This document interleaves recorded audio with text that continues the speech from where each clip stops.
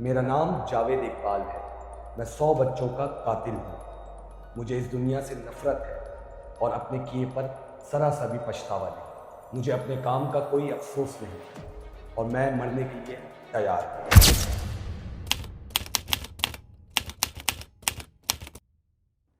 دوستو، یہ تھے کچھ دل دہلا دینے والے الفاظ جو کہ پاکستان کے سب سے خطرناک سیریل کلر نے اپنی گواہی دیتے ہوئے جاوید اقبال نامی انسان نے 100 سے بھی زیادہ بچوں کا قتل کیا، اور اس کی کہانی سننا ہر پاکستانی بندے کا حق ہے۔ میں دعوے کے ساتھ کہہ سکتا ہوں کہ لاکھوں پاکستانی ایسے ہوں گے جن کو شاید یہ کہانی کا معلوم ہی نہیں ہوگا کہ یہ انسان کون تھا اور اس نے معصوم بچوں کے ساتھ کیا کیا کیا۔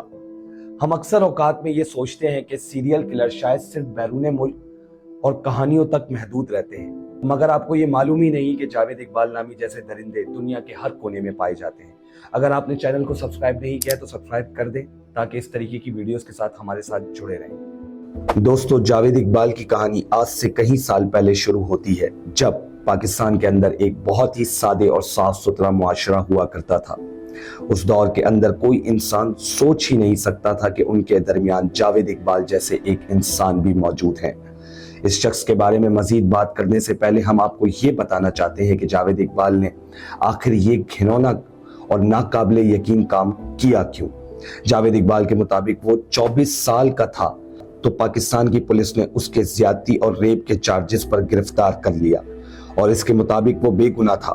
جاوید اقبال نے بتایا، میرے خلاف کوئی بھی ثبوت موجود نہیں تھا اور میں بے گناہ تھا۔ اس کے مطابق اس کی ماں نے جیل کے چکر لگاتے ہوئے اپنی ٹانگیں توڑوا لی اور میری بے گناہی ثابت کرتی رہی، اور اس نے میری بے گناہی ثابت کرنے کی ہر آخر کوشش کی، لیکن افسوس کے ساتھ وہ میری یاد میں روتے ہوئے اس دنیا سے چلی گئی۔ جب یہ جیل سے آزاد ہوا تو اس کا کہنا تھا کہ وہ بہت ہی غصہ تھا، اس کو اتنا بے تحاشا غصہ تھا اور اس کے سینے میں بدلے کی آگ جل رہی تھی۔ جاوید اقبال نے وعدہ کر لیا کیونکہ اس کی ماں نے اپنی زندگی کی آخری سانس میری یاد میں روتے ہوئے گزار دی، میں بھی 100 ماؤں کو رلاؤں گا تاکہ انہیں میری ماں کا دکھ محسوس ہو سکے۔ جاوید اقبال ایک بہت ہی امیر اور کھاتے پیتے گھرانے سے تعلق رکھتا تھا۔ اس کو پیسوں کی کوئی کمی نہیں تھی، اور ہو سکتا ہے شاید پولیس نے اسی لیے اس کو گرفتار کیا ہو تاکہ وہ کسی نہ کسی طرح کی رشوت حاصل کر سکیں۔ جب یہ جیل سے باہر آیا تو اس کے والد بھی اپنی آخری سانسیں لے رہے تھے، اور بہت جلد اس نے اپنے والد کی ساری جائیداد حاصل کر لی۔ یہ اب ایک بہت ہی امیر انسان بن چکا تھا اور اپنے دل میں بسے بدلے کو حقیقت میں بدلنا چاہتا تھا۔ اب ہم بات کرتے ہیں کہ آخر کب اور کیسے اس نے 100 بچوں کو موت کے گھاٹ اتارا۔ 1995 میں اس نے شاد باغ کے اندر ویڈیو گیمز کی ایک دکان کھول لی۔ اس زمانے میں وہ ڈبو والی ویڈیو گیمز، جن کو آج آرکیڈ گیمز بھی کہا جاتا ہے، وہ بہت ہی چلتی تھی، اور آپ کو پاکستان میں صرف چند ہی ویڈیو گیمز کی دکانیں ملتی تھیں جہاں پر بچے جا کر کھیل سکیں۔ اس نے اپنی دولت کا فائدہ اٹھاتے ہوئے اس دکان کو کھولا اور اپنے منصوبے کا آغاز کرا۔ اس دکان کے اندر ہر دن کئی بچے آیا کرتے تھے۔ جاوید اقبال جان بوجھ کر اپنی دکان کی زمین پر 100 روپے کا نوٹ پھینکا کرتا تھا اور ایک کمرے میں چھپ کر دیکھا کرتا تھا کہ کون سا بچہ ان پیسوں کو اٹھاتا ہے۔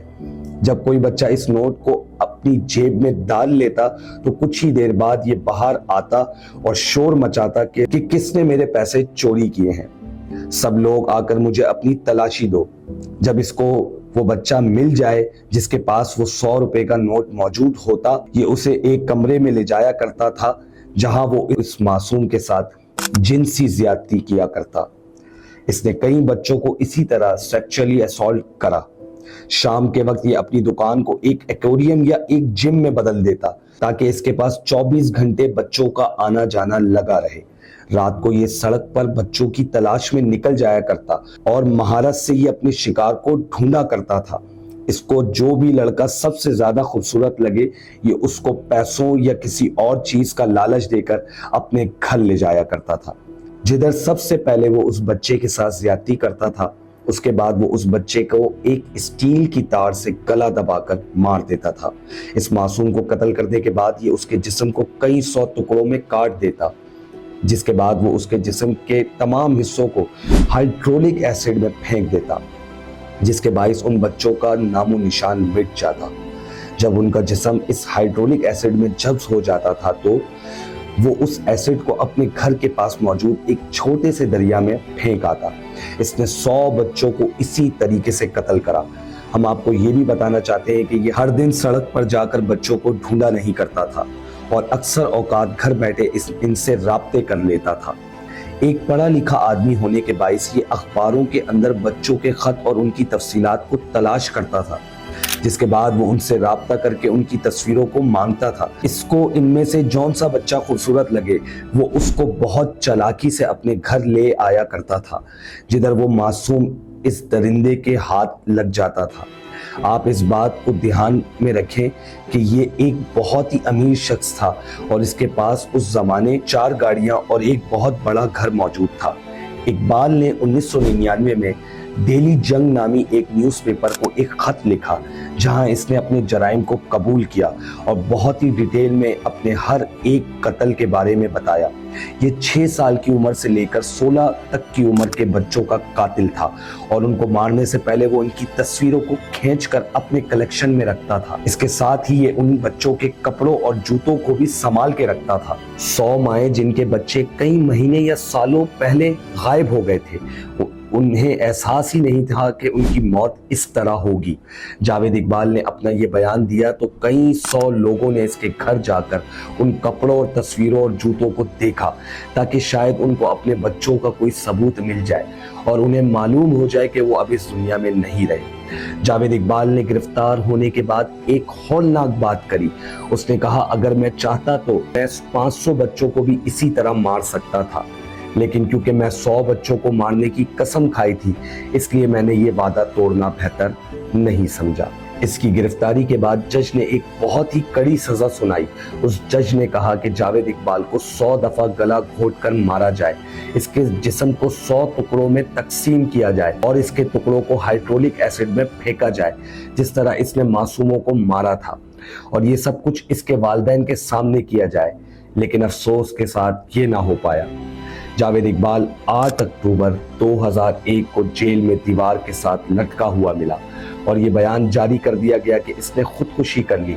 لیکن دوستو، اس کی پوسٹ مارٹم رپورٹ کے مطابق اس کو اپنی موت سے 40-50 منٹ پہلے بہت ہی بے دردی کے ساتھ مارا گیا۔ اس رپورٹ کے مطابق مجھے یہی سمجھ آتی ہے کہ جاوید اقبال کو قیدیوں یا پولیس والوں نے بہت بری طرح سے تشدد کر کے مارا اور اس کے بعد لاش کو اس طرح سے پریزنٹ کرا کہ دیکھنے والے کو لگے کہ اس نے خودکشی کر لی ہے۔ چاہے اس کے ساتھ جو بھی ہوا، یہ حیوان اسی سلوک کا حقدار تھا۔ جاوید اقبال ابھی تک پاکستان کا سب سے خطرناک سیریل کلر ہے اور اس جیسے انسان شاید ہی کبھی پاکستان کے اندر دوبارہ پیدا ہو۔ آپ کی اس بارے میں کیا رائے ہے؟ کامنٹس کر ضرور بتائیے گا۔